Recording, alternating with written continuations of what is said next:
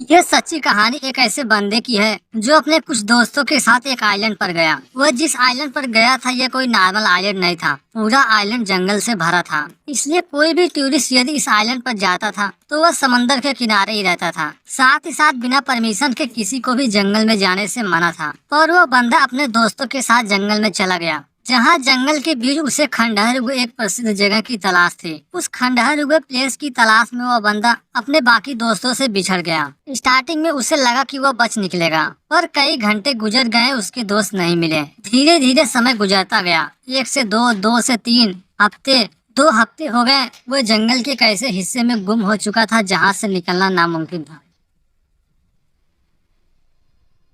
Story की शुरुआत हुई ईयर 1993 से।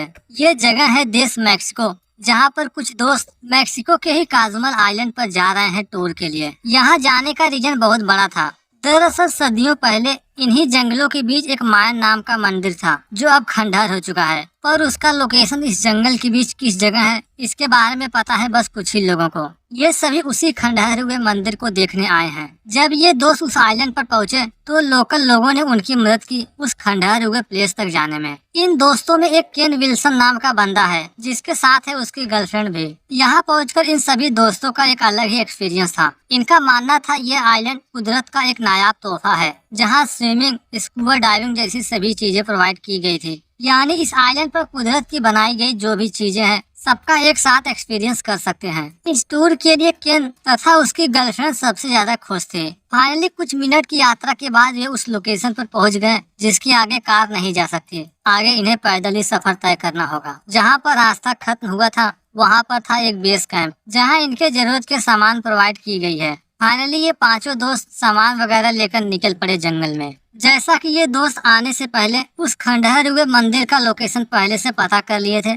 इसलिए उसे ढूंढने में ज्यादा समय नहीं लगा। कुछ ही मीटर पैदल चलने के बाद आखिरकार उस खंडहर के करीब पहुंच गए। पर वहां पहुंचते पहुंचते जंगल घने हो गए। जंगली कीड़े मकोड़े उन्हें परेशान कर रहे थे, पर वे इन छोटे मोटे प्रॉब्लम पर ध्यान नहीं दिए। इस हरे भरे जंगल को एक्सपीरियंस कर रहे हैं। केन के पास अपना खुद का कैमरा था। वह उस खंडहर हुए मंदिर का कई सारा फोटो क्लिक किया। वहाँ पहुँचते पहुँचते उन्होंने जंगल के कई सारे जानवर को देखा, जिनमें छोटे जानवर के साथ साथ बड़े जानवर भी थे। पर इन्हें पहले ही बताया गया है यदि वे लोग किसी जानवर के साथ छेड़छाड़ नहीं करेंगे तो वे भी उन्हें नुकसान नहीं पहुंचाएंगे। अगले कई मिनट तक खंडहर हुए मंदिर को अच्छी तरह से देखा गया। थोड़े समय बाद इन्होंने फैसला किया कि हमें अब वापस जाना चाहिए। पर यहाँ पहुंचकर केन चाहता है कि हमें जंगल में और अंदर जाना चाहिए। हो सकता हो हमें कोई नया चीज मिले जिसके बारे में हमने भी नहीं सोचा हो। पर बाकी दोस्त और अंदर जाने से मना कर रहे थे, क्योंकि जंगल के कीड़े मकोड़े अब तक इनका यहाँ खड़ा रहना भी मुश्किल कर रहे थे। पर केन उनकी बात नहीं माना, इसलिए केन कहने लगा कि तुम लोग चलो, मैं जल्द ही वापस आ जाऊंगा।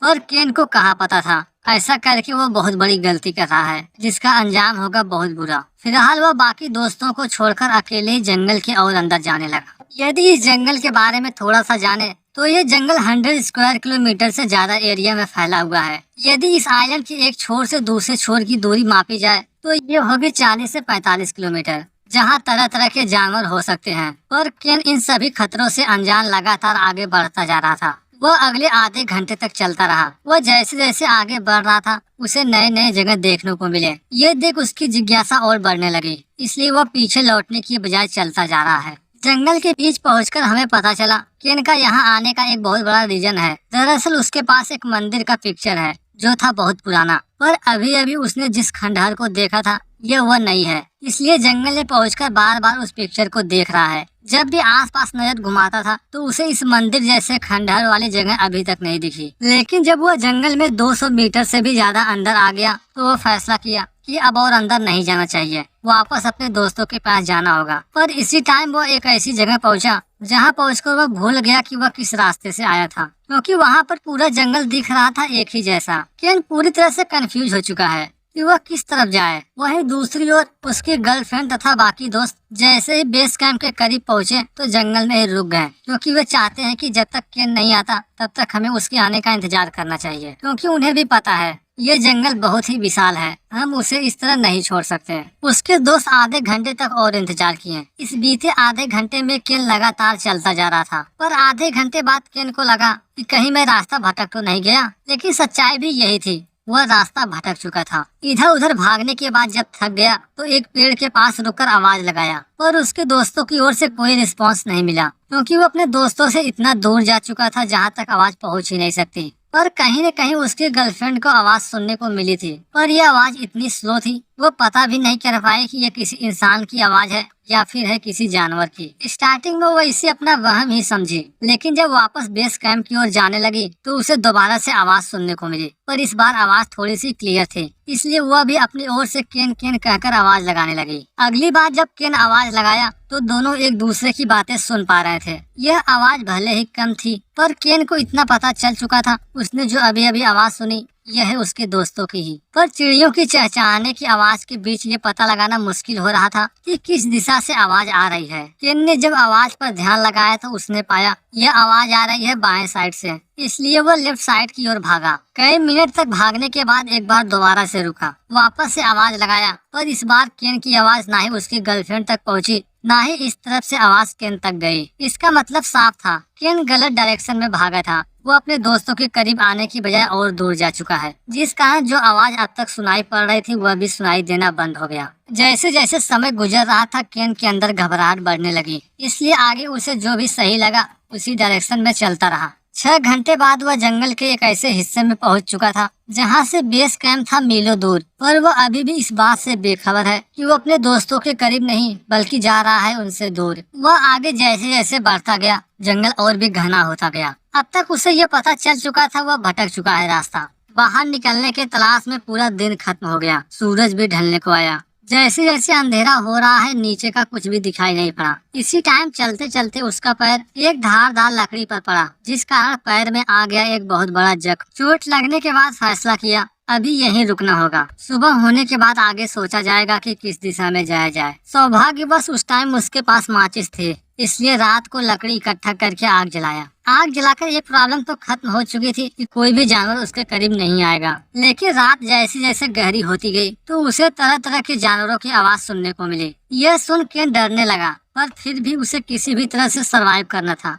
आग के सामने बैठा केन यही सोच रहा था अब तक उसके दोस्त वापस बेस कैंप चले गए होंगे, उनकी ओर से मदद की उम्मीद लगाना बेकार है, आगे उसे ही कुछ करना होगा। फाइनली पहली रात तो गुजर गई, सुबह हुआ, यानी आज है दूसरा दिन। केन सुबह जैसे उठा वापस से बेस कैंप की तलाश में आगे बढ़ने लगा। दूसरे दिन घबराहट इतनी ज्यादा थी कि जो अब तक धीरे धीरे पैदल चल रहा था दूसरे दिन भागने लगा, पर वह इस चक्कर में ये भूल ही गया कि उसके पैर में काफी गंभीर जख्म आई है। भागते भागते जख्म पर दोबारा से चोट लगी, दर्द इतना था कि चीख उठा। इसी टाइम उसने आसमान में एक प्लेन जाता हुआ देखा, मगर वह प्लेन को देखने की सिवाय कुछ नहीं कर सकता। दोपहर होते होते तापमान 40 डिग्री सेल्सियस पर पहुंच गया। आगे वो भले ही बड़े मुश्किल से सरवाइव कर रहा है, कहीं न कहीं उसके गायब होने की खबर उसके दोस्त रेस्क्यू टीम को दे दिए होंगे। उसे ढूंढने के लिए बचाव कर्मी जरूर आएंगे, और वह अपनी तरफ से भी कोशिश करना बंद नहीं करना चाहता, इसलिए वापस से आगे बढ़ने लगा। आगे 40 डिग्री सेल्सियस के तापमान में प्यास जोरों से लगी। इधर उधर पानी की तलाश किया, पर आसपास कोई झरना नहीं था। वह पूरी तरह से डिहाइड्रेट हो चुका था, पर थोड़ी दूर चलने के बाद जमीन पर कुछ पानी पड़ा दिखा, मगर पानी में बहुत सारे बैक्टीरिया वगैरह थे, पर फिर भी उसे पानी पीना पड़ा। वहाँ से थोड़ी दूर और आगे बढ़ा कि उसे सामने मधुमक्खी का छत्ता दिखा। सोचा कि यहाँ से शहद निकाला जाए, पर ऐसा करना खतरे से खाली नहीं था। आज दूसरा दिन भी खत्म हो गया इसी जंगल में फंसे हुए। रात हो गए। रात को वापस से जंगली जानवर का खतरा था, इसलिए अंधेरा होने से पहले लकड़ी वगैरह इकट्ठा कर लिया। शाम को जब आग जलाने के लिए माचिस निकाला तो पता चला माचिस की डिब्बी भीग चुकी है, पर फिर भी जैसे तैसे करके आग जला लिया। आज तो वह आग जला लिया है, पर माचिस की कंडीशन अब इतनी खराब थी कि अब दोबारा से उसे यूज में नहीं लिया जा सकता। पहली रात तो उसने थोड़ी सी ही आग जलाई थी, लेकिन दूसरी रात उसे प्लान आया कि क्यों न आग और जलाई जाए। ऐसा वह इसलिए कर रहा था ताकि वह आग की मदद से अपना लोकेशन बता सके, इसलिए जलती आग में बहुत सारी लकड़ियों को फेंक दिया गया। आग की लपटें जा रही थी कई फीट ऊपर, पर इसका कुछ फायदा नहीं हुआ, क्योंकि वह जहाँ मौजूद था वह था जंगल का एक ऐसा हिस्सा जहाँ से मीलों दूर तक कोई नहीं। फाइनली दूसरी रात भी जैसे तैसे गुजर गई। सुबह हुआ, यानी आज है तीसरा दिन। सुबह होते ही भूख प्यास लगने लगी। भूख मिटाने के लिए जब इधर उधर देखा तो पेड़ पर कुछ फल लगे थे। उन्हें तोड़कर जब खाया तो उसे पता चला इसका स्वाद बहुत ही खराब है। साथ ही साथ पैरों का जख्म भी इन्फेक्टेड हो चुका है। यदि जख्मों को जल्द से जल्द इलाज नहीं मिला तो इन्फेक्शन के और बढ़ने का खतरा है। तीसरे दिन के ही दोपहर के टाइम हमें पता चला उसकी गर्लफ्रेंड तथा बाकी दोस्त केन के लापता होने की खबर बचाव कर्मियों को दे दिए हैं, जो अब तक रेस्क्यू टीम हेलीकॉप्टर से जंगल में निकल चुकी थी उसे ढूंढने। कैथी ये भी पता लगाने की कोशिश कर रही थी कि आखिर केन के किस दिशा में जाने की संभावना सबसे ज्यादा है, ताकि रेस्क्यू टीम उसे जल्द से जल्द ढूंढ ले। केन के दोस्तों ने जो अनुमान लगाया उसी एरिया में रेस्क्यू टीम ढूंढने गई, पर उन्हें केन फिर भी नहीं मिला। अब इनके पास एक ही रास्ता था, इस पूरे जंगल को ढूंढना।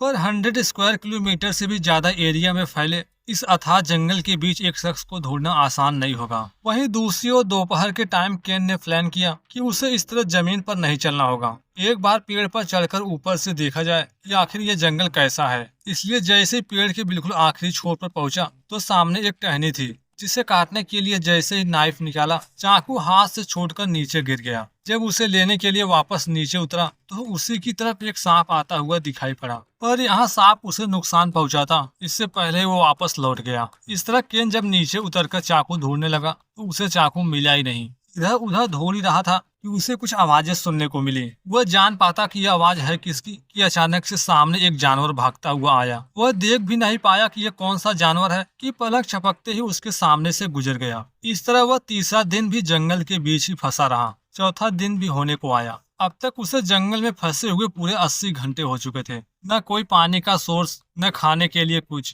पर फिर भी वह 4 दिनों से सरवाइव कर रहा है। चौथे दिन सुबह के लगभग 10 बजे होंगे कि उसे हेलीकॉप्टर की आवाज सुनाई पड़ी। यह सुन यह मौका हाथ से जाने नहीं देना चाहता, इसलिए अपनी रेड टी शर्ट बाहर निकाला, जिसे एक बड़े से डंडे पर बांधकर इशारा करने लगा। स्टार्टिंग में हेलीकॉप्टर उसके पहुंच से बहुत दूर थी। उसे लगा कि वह दूर से ही चली जाएगी, पर किस्मत इतनी अच्छी थी वह आ रही थी उसी के नजदीक। केन बार बार टी शर्ट को हिलाकर इशारा किया, मगर पायलट की नजर उस पर पड़ी ही नहीं। हेलीकॉप्टर उसके इतने करीब आकर वापस चली गई। रेस्क्यू टीम के इतने करीब से जाने से केन पूरी तरह से टूट चुका था। इस तरह चौथे दिन भी जंगल में भटकता रहा। 5वां दिन आ गया। 5वां दिन भी ऐसे ही गुजर गया। सूरज ढल गया, हो गया अंधेरा। रात को कीड़े मकोड़े से बचने के लिए वह पत्तियों की हेल्प से छोटा सा छप्पर बनाया, पर वह इतना भी कारगर साबित नहीं हुआ कि इन मस्कीटो को खुद तक पहुंचने से रोक सके। पूरे शरीर को पत्तियों से ढकने के बावजूद वे कहीं न कहीं से घुस जाते थे, जो पूरी रात उसे सोने नहीं दिए। वह इतना परेशान हो जाता था कि वह भागने लगता था इधर उधर। इसी तरह से आगे भी वह जंगल में फंसा रहा। 6ठा दिन गुजर गया। 7वां भी आ चुका है। 8वां दिन, पर वह अभी भी जंगल से बाहर नहीं निकल सका। ना ही वहां दोबारा से रेस्क्यू टीम पहुंची। भूख प्यास से उसकी फिजिकली कंडीशन बहुत खराब हो चुकी थी, पर फिर भी पत्तियों पर जमे ओस के बूंद तथा पेड़ पर लगे फलों को खाकर जैसे तैसे सरवाइव कर रहा है। समय के साथ उसकी मानसिक स्थिति भी खराब होने लगी। उसके सामने खाने की ऐसी चीजें भी आ रही थी जो उस टाइम वहाँ थी ही नहीं। इस बात से इतना पता चल चुका था उसकी दिमागी स्थिति भी खराब हो रही है। आगे इसी तरह पागलों की तरह चलता रहा। समय के साथ बॉडी का फैट तथा मसल्स वगैरह लूज होने लगे। पिछले 8 दिनों से ऐसी स्थिति में रहना जहां एक सिंगल इंसान के अलावा कोई न हो, ऐसे में एक नॉर्मल इंसान अपनी मानसिक स्थिति खो देता है, जिसका इम्पैक्ट धीरे धीरे उस पर पड़ रहा था। इसी तरह आगे भी वह 2 से 3 घंटे तक लगातार चलता था। जब बाहर निकलने का कोई रास्ता नहीं मिलता तो वापस एक जगह बैठ जाया करता था, लेकिन वो हार नहीं माना, कोशिश करना जारी है। इसी तरह से समय गुजरता रहा। 9 से 10, 10 से 11, 11 से 12 दिन हो गए। ना ही वह जंगल से बाहर निकल पाया, ना ही उसे दोबारा से रेस्क्यू टीम ढूंढ पाई। 12वें दिन की रात उसने पाया कि मौसम बदल रहा है, हो सकता हो बारिश हो। सुबह होने के बाद पता चला हल्की हल्की बारिश होनी स्टार्ट हो गई है। जैसा कि हमने बताया, दूसरे दिन ही उसके पास जो माचिस थी वो हो चुकी थी खराब, यानी उसके बाद से एक भी रात वो आग नहीं जला पाया। पर 13वें दिन की सुबह उसने सोचा उसके पास जो कैमरा है उसकी बैटरी की हेल्प से आग जला सकता है, क्योंकि पूरी रात बारिश से भीगने की वजह से बॉडी का टेम्परेचर काफी डाउन हो चुका था। केन जल्दी से कैमरे की बैटरी को ओपन किया, प्लस माइनस के केबल को आपस में शॉर्ट कराकर आग जलाने की कोशिश की, पर उसकी यह कोशिश किसी काम नहीं आई। अंत में कैमरे की बैटरी भी खराब कर बैठा। आग जलाने के लिए अब उसके पास एक आखिरी रास्ता है कि 2 लकड़ियों को आपस में घिसकर आग जलाए। इसके लिए उसने 2 लकड़ी लाई, दोनों को आपस में घिसने लगा। 1 से 2 घंटे, 2 से 3 कोशिश करता गया, पर आग एक बार भी नहीं जली। इसी तरह पूरे दिन आग जलाने की कोशिश करता रहा। दिन खत्म हो गया, सूरज भी ढल गई, अंधेरा होने को आया, पर आग है कि अभी भी नहीं जला। इन सब चीजों से इतना फ्रस्ट्रेट हो चुका था कि जोर जोर से चिल्लाने लगा। आज की रात भी भीगे कपड़ों में कांपते हुए गुजर गया। सुबह हुआ। यानी इस जंगल में फंसे हुए हो चुके हैं पूरे 13 दिन। डिहाइड्रेशन तथा भूख की वजह से अब चलना भी मुश्किल हो रहा था। इस तरह 2 हफ्ते बीतने के बाद उसे एहसास हुआ कि शायद वो अब इस जंगल से कभी नहीं निकल सकता, जंगल के बीच ही मारा जाएगा। पर अभी भी कोशिश करना जारी रखा है। वह चाहता है कि अपने आखिरी सांस तक कोशिश करना जारी रखे। इसी टाइम जब उसने अपने कैमरा बैग को ओपन किया तो उसमें कुछ पानी इकट्ठा था, पर इतना पानी पर्याप्त नहीं है जो उसकी प्यास बुझा सके। भूख जब कंट्रोल से बाहर होने लगी तो वह छोटे छोटे जानवरों को भी मारकर खाने लगा। अब तक वह मानसिक रूप से कमजोर हो चुका है। आसपास उसे अपनी गर्लफ्रेंड कैथी ही दिखाई पड़ रही थी। उसे ऐसा लग रहा था जैसे वह उसे लेने आ रही हो, लेकिन जब भी इस तरह के भ्रम से बाहर निकलता था तो उसे पछतावे के अलावा कुछ नहीं मिलता। अगले कुछ ही घंटे बाद दोपहर के टाइम उसने आसमान में देखा कि एक हेलीकॉप्टर उसके नजदीक है, जिस पर थी रेस्क्यू टीम। पर इस बार भी केन उन्हें नहीं दिखा, इसलिए वे वापस चले गए। इस तरह 13वां दिन भी खत्म हुआ। आज हो चुके हैं पूरे 14 दिन। इस तरह पूरे 2 हफ्ते हो चुके हैं। आज का दिन भी ऐसे ही गुजर गया। अगला 15वां दिन आया। 15वें दिन उसे लगने लगा कि अब वो इस जंगल से बाहर नहीं निकल सकता, ना ही अब उसके अंदर इतनी एनर्जी है कि एक भी कदम आगे चल सके। इसलिए थक हार कर एक पेड़ पर लेट गया। अब तक जो थोड़ी दूर चल भी पा रहा था, इतना कमजोर हो गया कि अगले 3 दिनों तक एक ही जगह पड़ा रहा। यानी 16, 17 आ चुका है 18वां दिन। 18वें दिन उसे महसूस हुआ कि आसपास कोई झरना है। बॉडी भी डिहाइड्रेट हो चुका था। उसे लगा शायद थोड़ी दूर चलने के बाद पीने के लिए पानी मिल सकता है, लेकिन आगे बढ़ने के बाद भी उसे पानी का कोई स्रोत नहीं मिला और आवाजें हल्की हल्की सुनाई पड़ रही थी। इस तरह 18वां दिन भी खत्म हुआ। आ चुका है 19वां दिन। 19वें दिन सामने उसे एक लेडी देखने को मिली, पर यह सच्चाई नहीं थी। यह था सिर्फ उसका भ्रम। मानो वह उसे कह रही है दाहिने साइड जाने को। यह भले ही उसके दिमाग का भ्रम था, पर यह भ्रम ही उसके दिमाग में न जाने कैसा विश्वास लाया कि वह दाहिने साइड जाने के लिए उठ खड़ा हुआ। वहां से कुछ मीटर खिसकता हुआ जैसे आगे बढ़ा तो जमीन पर कुछ प्लास्टिक के बोतल मिले। जंगल के बीच प्लास्टिक का बोतल होना कोई नॉर्मल बात नहीं थी। इसका मतलब साफ था, यहाँ जरूर कोई न कोई आया होगा। मगर सच्चाई इससे बिल्कुल अलग थी, क्योंकि वहाँ एक बोतल नहीं बल्कि थे कई सारे, साथ ही साथ बहुत सारी पॉलीथीन पड़ी थी। जब वो थोड़ा सा और आगे बढ़ा तो उसने जो सामने देखा उसकी आंखें फटी की फटी रह गई। दरअसल ये जंगल का किनारा था। वह आ चुका है जंगल से बाहर। सामने है समंदर, जहाँ चारों ओर थे टूरिस्ट वगैरह। इस तरह 19 दिनों तक भूख प्यास तथा कमजोरी से लड़ने के बाद आखिरकार जंगल को पार करके समंदर के किनारे आने में कामयाब हुआ, जहाँ पर कुछ टूरिस्ट की नजर उस पर पड़ी। जब उसकी ये हालत देखे तो उसे बेस कैंप ले गए, क्योंकि अब तक वहाँ के लोगों को पता चल चुका था कि एक बंदा पिछले 3 हफ्तों से गायब है। कैंप पहुंचकर सबसे पहले वो अपने गर्लफ्रेंड से मिला, जो अभी भी उसके आने का इंतजार कर रही थी। इस वीडियो में बात की गई है कुछ ऐसे मछुआरों की जो समंदर में कई मील अंदर गए मछली पकड़ने, पर वहां पहुंचकर एक बहुत बड़ा तूफान आया। जब इसकी खबर कोस्ट गार्ड को मिली तो वे उन्हें बचाने के लिए निकल पड़े, पर बीच समंदर में पहुंचकर जो उनके साथ हुआ उनके सोच से भी परे था।